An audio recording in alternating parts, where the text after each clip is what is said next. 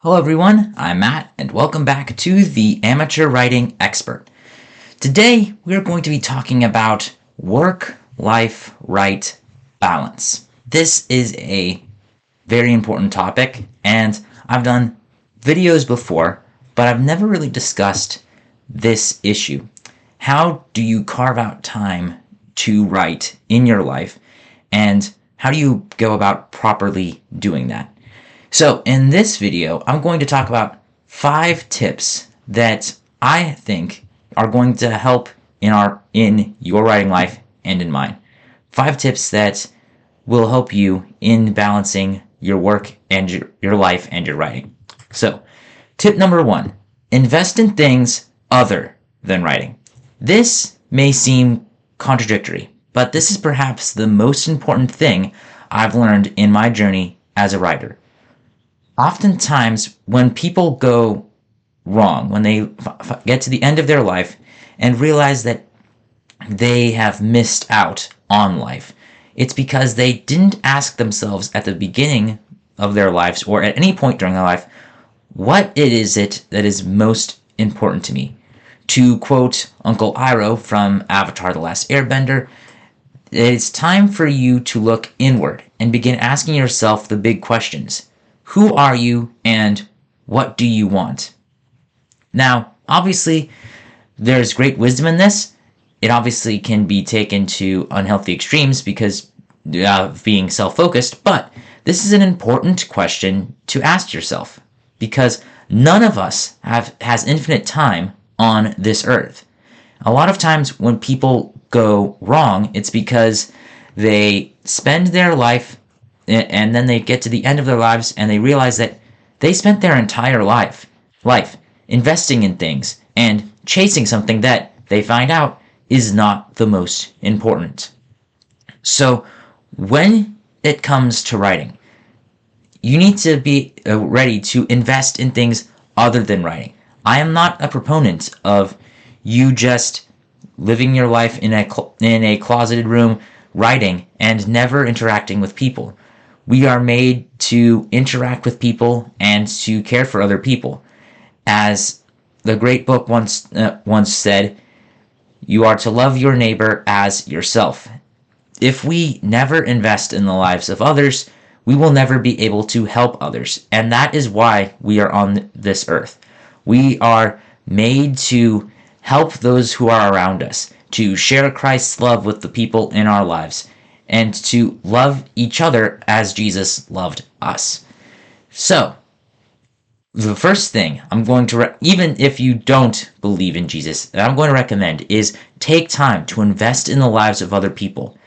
Don't keep everyone at arm's length and just write. Make sure that you take time to serve in a nonprofit ministry. Take time to volunteer at soup kitchens. Take time to spend time with good and edifying friends and family. Make sure that you don't just spend your life in this kind of writer's hole, writing and not sharing and investing in the lives of other people. So, that is tip number 1. Tip number 2 is that you need to ask yourself, what is most important? And then put first things first. Now, I want to make a distinction. This is not what is most important to you, but what is important. I think that we can all agree that what we individually want is not as important about what is right. You may argue with this fact at first, but think about it this way. If I want to steal something from you, that my want does not make me right. Yes, I may want to do that, but it's not right that I want to do that. Truly effective and healthy living comes from living according to correct principles, from loving from your neighbor as yourself, and doing to others as you would have them do to you.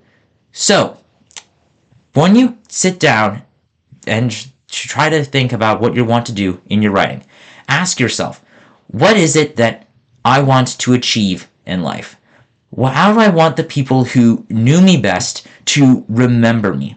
realizing that you're not going to be remembered 500 years from now. But ask yourself, what is the impact that I want to have on the people in my life?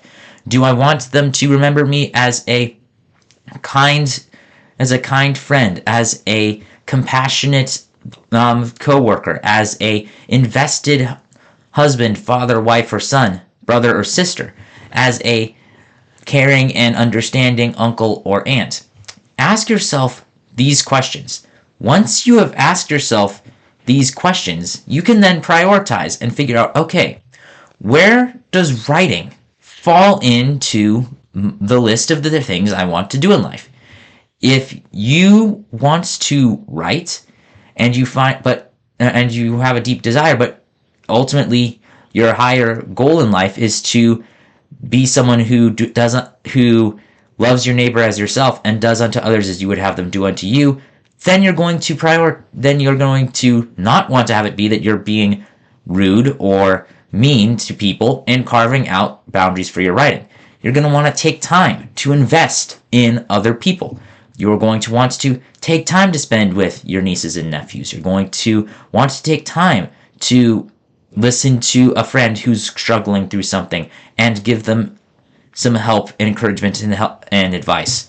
So ask yourself, what is most important? And then prioritize your life according to what it is truly that you want to do. Because oftentimes when we have an activity in our life that we feel very passionate about, like writing, it can be, I can at least say for myself, very easy to pour a lot of time into it and then come out of it realizing, wait, is that I haven't invested in the thing that I most care about.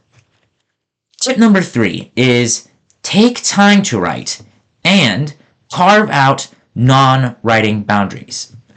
Writing is interesting because it is something that you are never going to be given time to do. Even if you are a younger person, say a teenager, and you have a lot more time on your hands, you are not going to be given time to write. There are an infinite amount of things that call on a person's time and on our attention.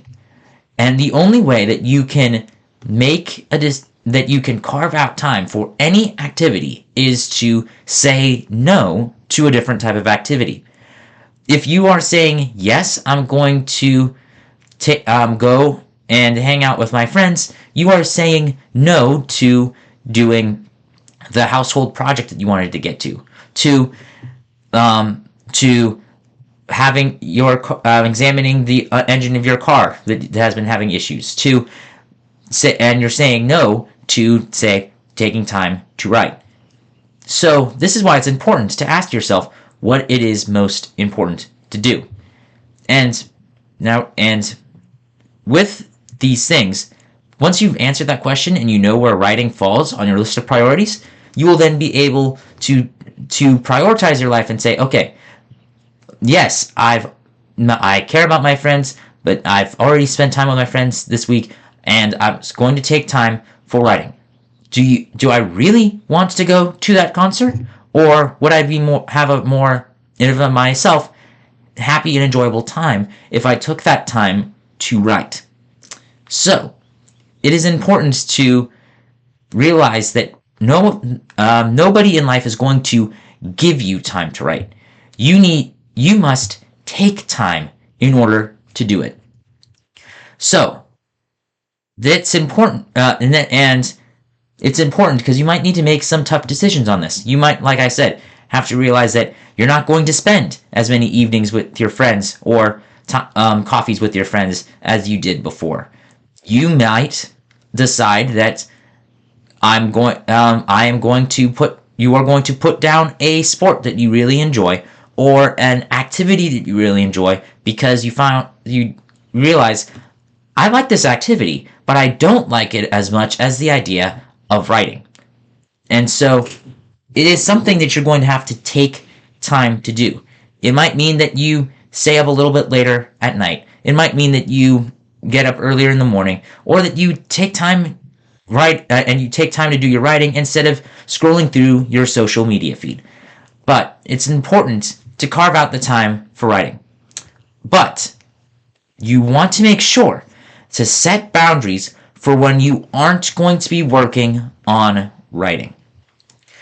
This was something that Brandon Sanderson touched on in one of his writing lectures that I really agreed with. He mentioned that as a young writer, he had the tendency to fill every empty moment of his life with thinking about his stories. That was something that he did because he worked full-time and did school full-time, so he found that he would fill empty spaces in his mind with thoughts about writing when he was driving, walking, etc. But if you do that, it's not necessarily going to be a healthy thing. You are going to maybe, if you're filling every empty moment of your mind with writing, you are not going to have your mind ever have a period of rest. You're going to also be more inclined to be distracted when someone isn't explicitly talking to you. And this is really important if you have anyone in your life that you care about, whether that be family or you're spending time with friends or people from your church. So, one thing that Sanderson did is that he had in his mind, he works on writing for certain windows of the day, and then when those windows are, when that time is up, he is then not allowed to think about writing. So when he's with his family, he's with his family.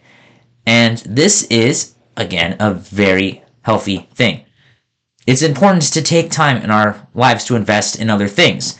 And so it's important, yes, that you want to carve out time for your writing. You will never be given time for your writing. But it's also important to make sure that you carve out boundaries where you are not going to be writing, where you're going to invest in other people and the other lives that are around you. Tip number 4 is talk with the people in your life about your writing. This would be your friends, your family, and your passing acquaintances. And try to discuss with these people the boundaries that you are setting in place for your writing and sharing how important it is to you. This is important because, as according to Sanderson, there is a trait among writers that it takes us a while to get into the zone of most productivity with our writing. And so an interruption in our writing time can sometimes mean a delay from us being our most productive in our writing. For example, if you are writing, he uses the example of an average writer writes about 500 words an hour. And so it might be if you're working on writing for 2 hours, the first hour is 250 words an hour, but then the next hour is 1,000 words an hour. So it takes sometimes a while. Again, people are different, but most writers will have the trait of needing a little time to get the engine warmed up and get into that zone of productivity. And the people in your life may not realize that. And it's important for them for you to communicate with them. Look, I do care. I want to invest in your issues, but it's not something when I write that I can just do really quickly and then just write for 15 minutes. I might need a bigger chunk of time in order to write more effectively. Speaking of taking time, I had to get off to take care of a customer service call that rang through while I was doing the lecture. Okay, but as I was saying, it's going to take time for you to get into it. So you want to take time to discuss with your friends and your family the fact of, it takes me a while to get into it, so obviously be available if there's an emergency, but try to communicate with them how important it is that you have this uninterrupted time, and then have it be that they carve out that time for you to work on your writing. Another thing that you want to do is include these people in the writing process. So You want to share your ideas with them. Ask them if they want to give feedback on the ideas, and ask them for their ideas on your story. If you don't do this, if you kind of just keep your writing to yourself, it can, at least as Sanderson presents it, lead to people feeling like they're being left out of something very important in your life. So give them the option to be invested in this thing that you really love in your life, and hear their feedback on your writing if they want to share the feedback. Offer them the ability to be on this journey with you and share in the joys and the struggles and the trials that you are having as you are trying to learn how to write. Okay, the final tip for writing, tip number 5, is cultivate consistency. Now, each person's writing schedule is going to be different for each of them, but consistency triumphs over quantity. For some people, writing will be carving out a decent size or large chunk of time each day. For others, it may be only a few minutes each day. For others, it might be only a few hours on a weekend. For some, it will be writing early in the morning. For some others, it will be writing late at night when everyone else has gone to bed. For a select few, like students, self-employed people, entrepreneurs, or freelancers, it could even be in the middle of the day. What you do is not going to be as big as doing it consistently. Now, if you have a goal of when you want to get your writing done, obviously there's going to be a little bit of a give and take with this. But using what Sanderson discussed in his introductory lecture, the average writer writes around 2,000 words an hour. So actually, no, I should say, the average writer writes about 500 words an hour. So that means if you write for 4 hours a week, you can write a 100,000 word book in the space of a year. Now, to give you an idea about how long that book is, Suzanne Collins' The Hunger Games is about 100,000 words, with Catching Fire and Mockingjay being about the same length.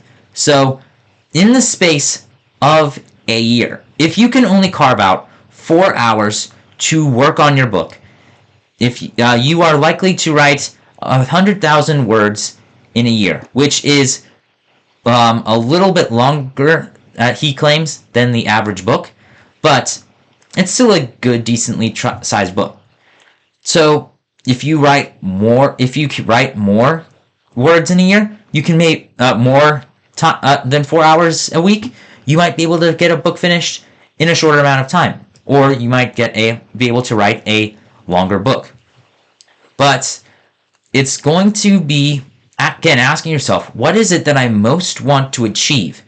And placing writing in its proper place so that you aren't taking time away from investing in people that you care about in your life, or taking time to serve and help other people that you meet in passing. But so you want to have those boundaries, and then you are able to then decide, okay, how long do I want to work on writing? And then with the realization that if you write 2,000 words every week, which is the equivalent of taking 4 hours of writing time a week, you can write a 100,000 word book in a year. Or, of course, you can take that slower. This is the important thing. If you're not a professional writer, you don't have to write a book in a year. There might be some benefits to writing a book in a year or a shorter period of time, but you don't need to write it in only a year. And if you have other things in your life that are more important to you, you may not want to write a book in a year. And that is perfectly okay. You need to take time to do the things that are most important. And if you look at your life and you realize writing is not the most important, then you need to take time to invest in other things and then spend time and then just spend the extra time you have with your writing. So when you write, you also want to try a few things, try different writing schedules, see what is the thing that works best for you. Does writing in the morning work for you? I am a morning person. I like writing in the mornings.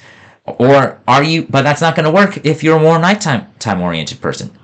So try writing in the morning and seeing if that works. If that's too hard, try writing in the evening. Let's try to see, do you need a longer period of time writing in a certain in a large chunk, or can you get by with, say, smaller chunks during the week and a more extensive binge in the middle of the week? Do you spend the week just thinking about your story and then writing on the weekends? Or do you only write one day a week? Whatever day of the week that is, whether that be Saturday, Sunday, or whatever other day that you have time to write. But it's not a one-size-fits-all. So try a few different things, see how they work, and if they don't work, feel free to put them away, or put them away to a later date when you might find that they are useful. So that is my advice from what I've heard about how to write and carve out boundaries for your writing and prioritize your life so that you take time for your writing, but don't neglect the things that are most important to you. I hope you found this video helpful. Please leave a comment and like this video if you enjoyed it, and comment below about other topics you might be interested in me sharing, or if you have any questions about what to do with how to prioritize things in your life and about writing. And in the future, I might make another one of these videos. Until next time, I hope you have a great day. God bless, and I hope you have a awesome time with your writing.